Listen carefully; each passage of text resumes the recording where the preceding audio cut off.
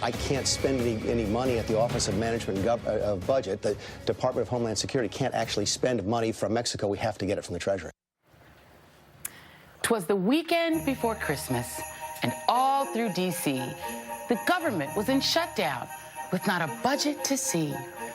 Donald Trump was insisting on building a wall, but he forgot to get Mexico to pay for it all. Good morning and welcome to AM Joy. Yes, friends, we are here in the nation's capital, where the House and Senate are now officially out of session, meaning the partial government shutdown will last at least through Christmas.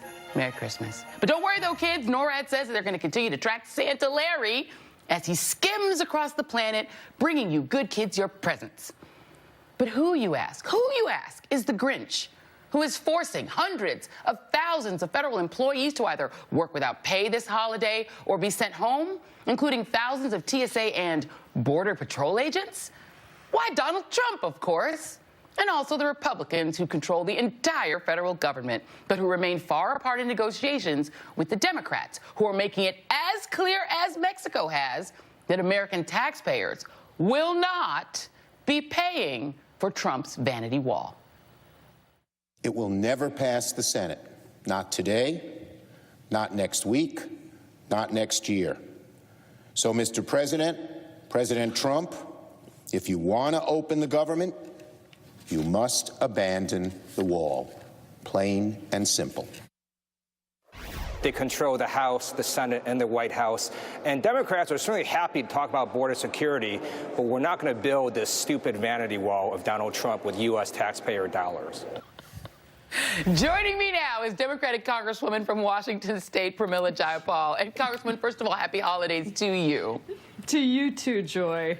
So you just heard Chuck Schumer on the Senate side and on the House side, Congressman Ted Lieu, your fellow congressman, saying the American taxpayers will not be paying for Donald Trump's vanity wall. So where do we go from here? If the Democrats are saying you get nothing and the Republicans are saying we must have wall paid for by Americans, not Mexico, where do we go from here? Well, I think it's incredibly unfair to the 800,000 federal workers, but it probably means that we're going to go into the new year and Democrats are going to have to come back and take over in the House and then finally pass a bill, which, by the way, was bipartisan in the Senate, that said no wall money for the president. The Senate passed that in a bipartisan way. The Freedom Caucus, Ann Coulter, Fox News, Sean Hannity, Rush Limbaugh, they said, no, we don't want this. And instead of listening to Jim Mattis, Donald Trump listened to Fox News. And that's why we're in the state we're in.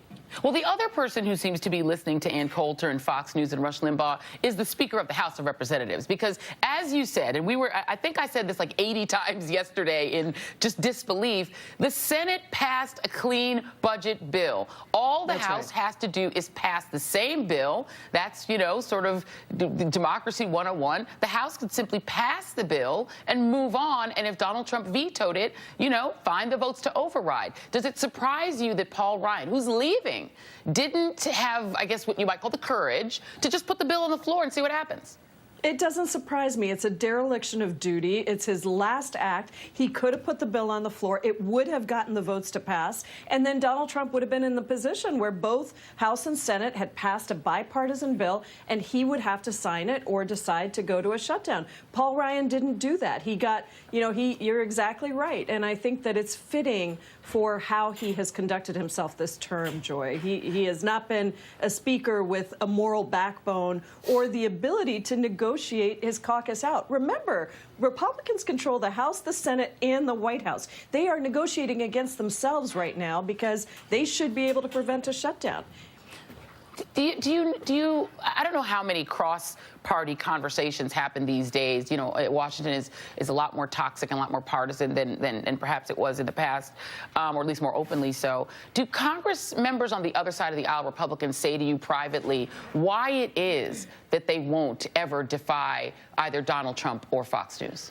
They really don't talk about it. They talk about their base. But here's the thing. It really does bother me that even these moderate Republicans in the House who I have respect for, went along with this ridiculous idea of putting $5.7 billion back into the CR to send over to the Senate. They knew it was not going to pass the Senate. So that is also just playing to Donald Trump. And, you know, in the end, I mean, Joy, you know I've done so much work on immigration. This is a canard. It's a red herring to say that somehow we need this $5 billion to secure the border. Apprehensions at the border are at an all-time low. The only crisis at the border is the humanitarian crisis that Donald Trump has manufactured. So he's selling a bunch of lies to the American people, and 800,000 federal workers now don't get to enjoy Christmas with the certainty of, you know, having a paycheck now, not later, but now to pay the rent and the groceries and buy their Christmas presents. Yeah, and I know that you have done a lot of work on immigration. So just preview us for us in the next Congress, when Democrats actually have control of the House, what can we expect Democrats to put forward on actual immigration reform? Well, I think you'll see us put forward immediately a DREAM Act bill and a bill around TPS, temporary protected status, and you will see us do a number of things from oversight hearings to restrictions on how money is spent for enforcement and border patrol around these cruel family separation policies. That, I think, will happen fairly quickly within the first 100 days, I hope.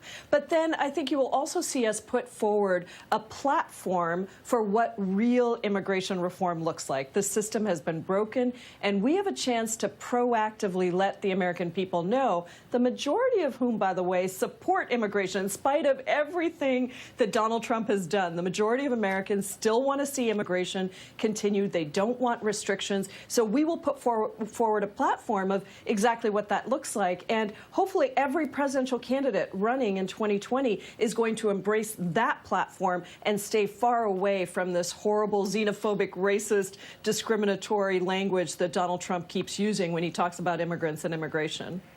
Congresswoman Pramila Jayapal, thank you so much for your time this morning. Have a wonderful, happy holiday, a happy new year to yourself, your family, and your members of your district. Thank you. To you too, Joy. Thank you. Thank you very much. Let's bring in our panel. Jason Johnson, politics editor at theroot.com. Joe Conason, editor-in-chief of the National Memo. And Gwenda Blair, author of Donald Trump, the Candidate. Thank you all for being here. I'm going to come to the table first, because the thing that I don't understand, Jason, and you guys are Washingtonians, why it is that on his way out the door, Paul Ryan wouldn't want to have one act of sort of strength as a Speaker of the House and say to the Freedom Caucus, no problem, you vote how you want to vote, but I'm putting this on the floor. Right. And the lady over there that's going to be Speaker, she'll give me the votes.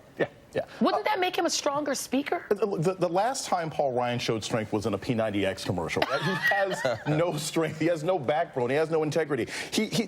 I have never seen a political figure go from this level to zero so quickly without scandal. But he's never had background. He was called a genius early. He was called a legislative wonk wonder kid early. But he's never been able to manage his own caucus. So I'm not surprised. He doesn't want this job anymore. He's walked out in an obsequious way. And I don't think he wants to do anything to anger Trump, because one day he might want to wiggle his way back into an administration. Yeah, well, it is fascinating. The Dear Colleague letter that was written by incoming Speaker Nancy Pelosi she wrote the following: until Donald Trump can publicly commit to a bipartisan resolution, there will be no agreement before January, when the new House Democratic majority will swiftly pass legislation to reopen government.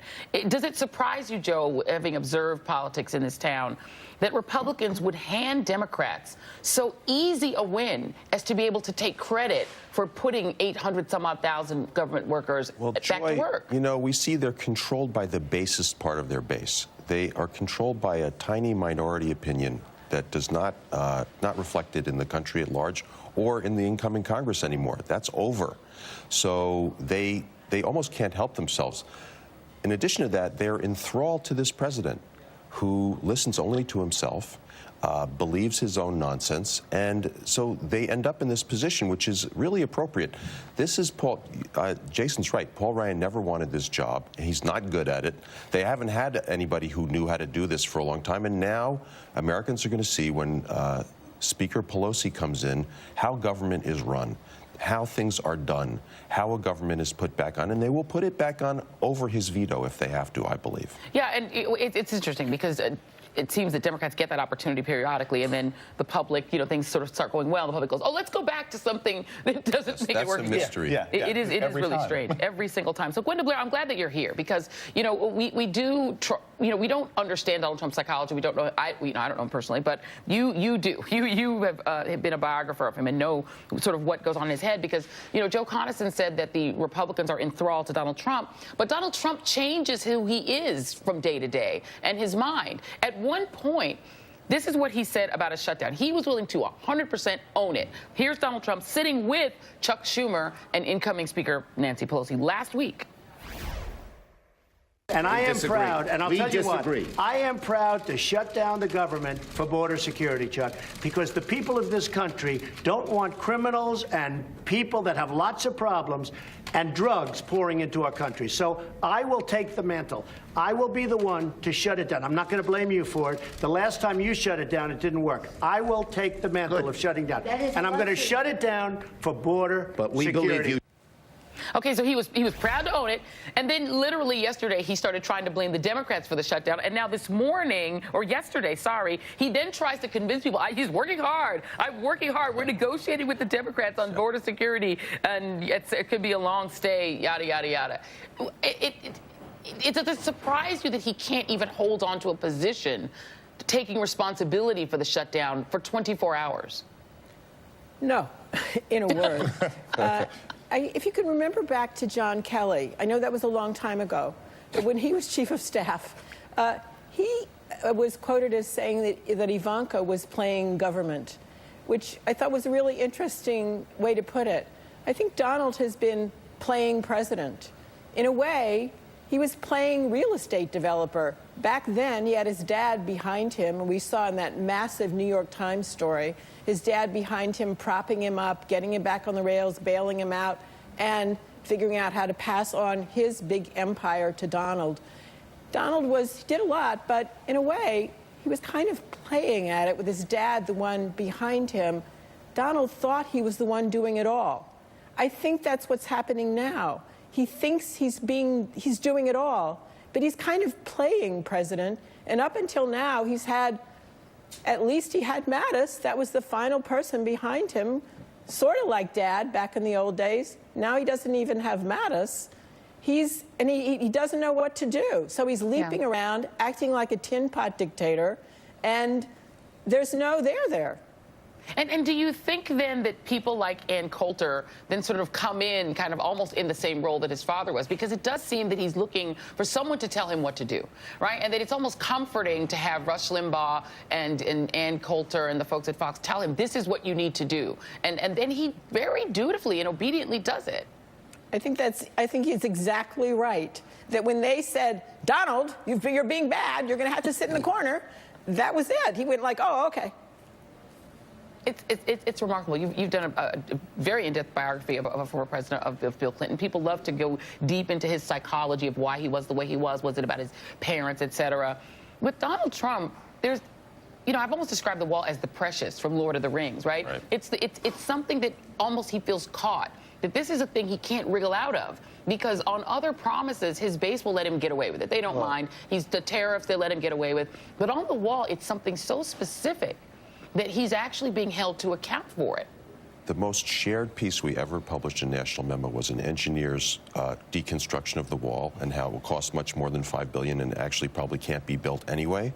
But it is a simple idea and therefore appealing to Donald Trump, who is not prepared to grapple with a complex idea like the real way that you control and promote immigration in the proper way and, keep people from crossing the border when they're unlawfully doing so. I mean, this is not something that you can't put up a wall. That's not going to do it. Yeah. But because it's an appealing, simple, sort of dumb idea, he really likes it. And the thing is, Jason, you then have people who want influence with him, who want to be able to influence him, who then push him further in a direction that push him further into a corner. Here's Lindsey Graham, who's suddenly the very best friend of Donald Trump, but who also does seem to be utilizing the same base arguments to get him to go his way on things. Here's Lindsey Graham. Senator Schumer, What does it take for you to realize that we need more money for a broken border? And this is about them hating Trump so much, wanting him to lose, they can't understand that America needs to win, and we're not going to give in. We?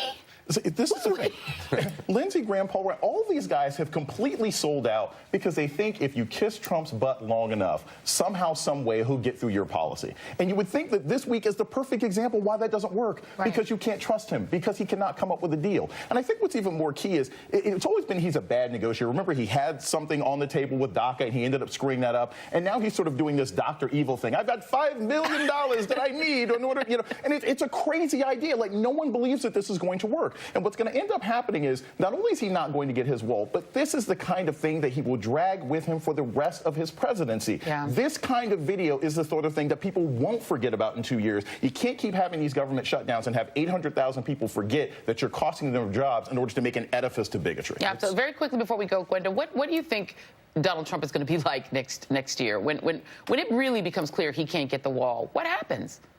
This is a guy who's spent most of his career building that brand. It didn't really matter what he did as long as he got his name out there and he got Trump on top, Trump in front. That's what mattered. And he's now got Trump brand on the wall. And if the wall doesn't get built, he's screwed. That's how he looks at it. That's how. And very quickly before we go, Joe, what happens to the Republican Party? Sorry? What happens to the Republican Party? Well, the problem with the Republican Party is that the leadership all knows this is wrong. They all know this is wrong. They know the wall doesn't work. They don't believe in it. Mick Mulvaney said it was a childish, silly thing himself. He did. So they know this is wrong, and yet they go along with it to bamboozle their base. And I don't know. They don't know where they're going. So I couldn't know where they're going. It's pretty incredible. Jason's going to be back in our next hour. Joe Conason, Gwenda Blair, thank you very much for helping us decipher this. I hope you both have a very happy holiday. Thank you, Joy. Wonderful New Year. You too. Thank you very much. And coming up, Russia.